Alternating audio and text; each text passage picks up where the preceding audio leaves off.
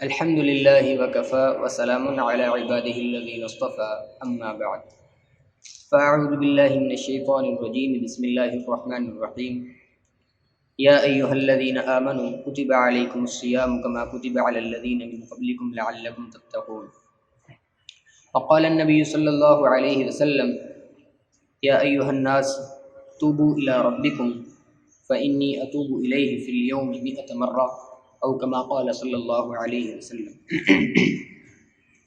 میرے محترم عزیزوں، بھائیوں، بزرگوں، میری بہنوں، ماں، اللہ رب العزت کا یہ بہت فضل کرم احسان ہے کہ اللہ تعالیٰ نے ہمیں یہ بابرکت مہینہ رمضان المبارک عطا فرمایا ہے۔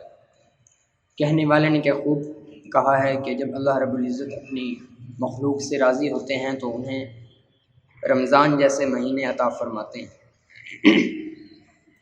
تو رمضان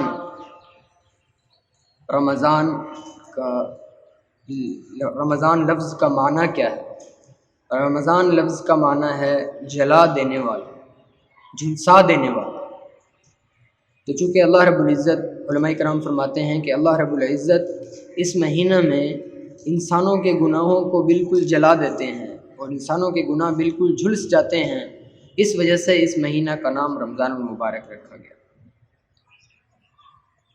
اور حدیث شریف کے اندر آتا ہے وعن سلیمان رضی اللہ عنہ خطبنا رسول اللہ صلی اللہ علیہ وسلم فی آخر لیلۃ من شعبان، کہ آپ صلی اللہ علیہ وسلم نے شعبان کی آخری تاریخ کو ہمارے ساتھ خطاب فرمایا۔ فقال یا ایھا الناس، آپ صلی اللہ علیہ وسلم نے فرمایا اے لوگو، قد اظلکم شہر عظیم مبارک، کہ تم پر ایک بہت بڑا مہینہ، مبارک مہینہ سایہ کیے ہوئے ہے۔ شہر فیہ لیلۃ خیر من الف شہر، یہ ایک ایسا مہینہ ہے کہ اس کے اندر ایک ایسی رات ہے جو 1000 مہینوں سے زیادہ افضل ہے۔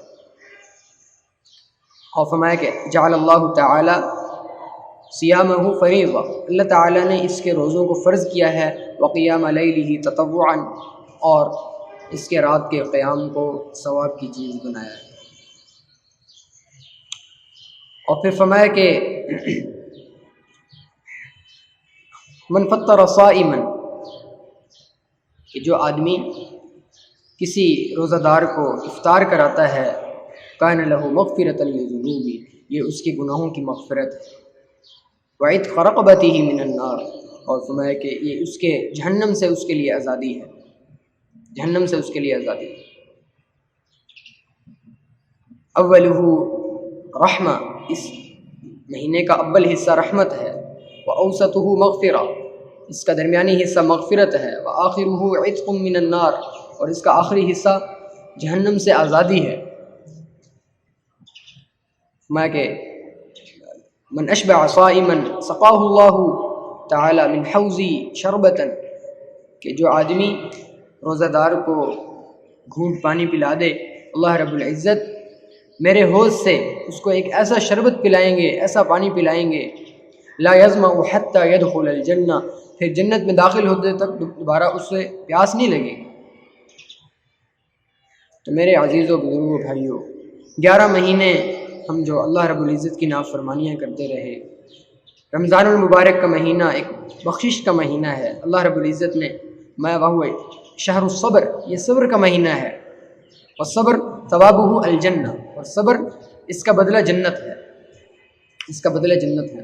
شہر المواسات، غریبوں کے ساتھ اور حاجت مندوں کے ساتھ غمخواری کرنے کا مہینہ ہے، ہر ایک کی ضرورت کو پورا کرنا، ہر ایک کی حاجت کو پورا کرنا۔ تو یہ اللہ رب العزت سے گڑ گڑانے کا، اللہ رب العزت سے یہ جو بیماریاں اور یہ جو وبا آئی ہوئی ہے، ہمارے گناہوں کی وجہ سے ہے اور ہمارے اعمال کی وجہ سے۔ ظہر الفساد فی البر والبحر بما کسبت ایدی الناس، اس کے خشکی اور تری کے اندر جو فساد پھیلتا ہے، جو بھی کوئی مصیبتیں آتی ہیں، بما کسبت ایدی الناس، وہ لوگوں کے اپنے ہاتھوں کی کمائی ہوتی ہے، وہ ہمارے اپنے ہاتھ، ہمارے کیے ہوئے اعمال ہوتے ہیں۔ اس لیے آپ علیہ السلام جیسی ہستی، وہ آپ علیہ السلام دن میں 100 مرتبہ استغفار کرتے ہیں، 100 مرتبہ اللہ رب العزت سے بخشش طلب کر رہے ہیں، میرے دوستو ہم کیا ہیں؟ ہمارے سے دن میں صبح سے شام تک کتنے گناہ ہوتے ہیں، اور ہم یہ موازنہ کر لیں کہ ہم کتنی مرتبہ اللہ رب العزت سے بخشش طلب کرتے ہیں۔ سوچنے کی بات۔ تو آپ علیہ السلام نے ارشاد فرمایا کہ یا ایھا الناس توبوا الی ربکم، اے لوگو اپنے رب سے توبہ کرو، فانی اتوب الیہ فی الیوم 100 مرہ، میں ایک دن میں روزانہ 100 مرتبہ اللہ رب العزت سے توبہ کرتا ہوں۔ آپ علیہ السلام جیسی ہستی توبہ کر رہے ہیں، اور فرمایا کہ جب بندہ اپنے گناہوں پر ندامت کر کے اللہ کے سامنے روتا ہے تو اللہ رب العزت وہ جس گناہ پر روتا ہے اس گناہ کو لکھنے والے فرشتے اس گناہ کو بھول جاتے ہیں، اس گناہ کو لکھنے والے فرشتے اس گناہ کو، انسان جس گناہ کو چھوٹی حیثیت دیتا ہے، جتنا کم حیثیت اس گناہ کو سمجھتا ہے، اللہ رب العزت کے ہاں وہ گناہ اتنا زیادہ بڑا ہوتا ہے۔ اور جس گناہ کو آدمی جتنی بڑی حیثیت دیتا ہے، جتنا بڑا گناہ سمجھتا ہے، اللہ رب العزت کے ہاں وہ اتنا ہی چھوٹا گناہ ہوتا ہے۔ اس لیے رمضان المبارک کا مہینہ اللہ رب العزت کے یہ بخشش کے بہانے ہیں، اللہ رب العزت اپنے بندوں کے لیے بخشش کے بہانے ڈھونڈتے ہیں۔ تو یہ رمضان المبارک کا مہینہ ہمارا ایسے گزرے کہ ہم اللہ کو راضی کریں۔ ایک چھوٹا سا واقعہ آخر میں ارشاد کرتا ہوں، آخر میں عرض کرتا ہوں کہ ایک اللہ کے بزرگ تھے حضرت مضر جریر رحمۃ اللہ علیہ، ایک مرتبہ حضرت ابو الحاج جرجانی رحمۃ اللہ علیہ کے پاس آئے اور فرمایا کہ حضرت مجھے کچھ نصیحت کر دیں، مجھے کچھ بات کر دیں۔ تو حضرت ابو الحاج جرجانی رحمۃ اللہ علیہ خاموش رہے۔ تو فرمایا حضرت اگر آپ مجھے کوئی علم کی بات بتلا دیں تو مجھے فائدہ ہو جائے۔ حضرت نے فرمایا کہ زندگی میں کبھی اللہ کی نافرمانی کی ہے؟ کہا جی ہاں جی، اللہ کی نافرمانیاں بہت ہوئی ہیں۔ تو فرمایا کہ کیا تجھے پتہ ہے کہ اللہ رب العزت نے اس نافرمانی کو تجھے معاف کر دیا اس نافرمانی پر؟ کہا جی پتہ تو نہیں ہے، اللہ رب العزت نے مجھے پتہ نہیں معاف کیا ہے یا نہیں کیا معاف۔ تو فرمایا کہ پھر خاموش کیوں بیٹھے ہو؟ بس رونا شروع کرو، اللہ کے سامنے رونا شروع کرو، اور اس وقت تک روتے رہو جب تک یہ پتہ نہ چل جائے کہ اللہ رب العزت تجھ سے راضی ہو۔ اور پھر عبداللہ بن سہل رحمۃ اللہ علیہ فرماتے ہیں کہ مضر رحمۃ اللہ علیہ 30 سال تک اللہ کے سامنے روتے رہے، اور روتے روتے ہی ان کا انتقال ہو۔ آج کتنے مہینے گزر گئے، ہم اللہ کے سامنے روئے کوئی، اللہ کے سامنے ہمیں رونا نہیں آتا۔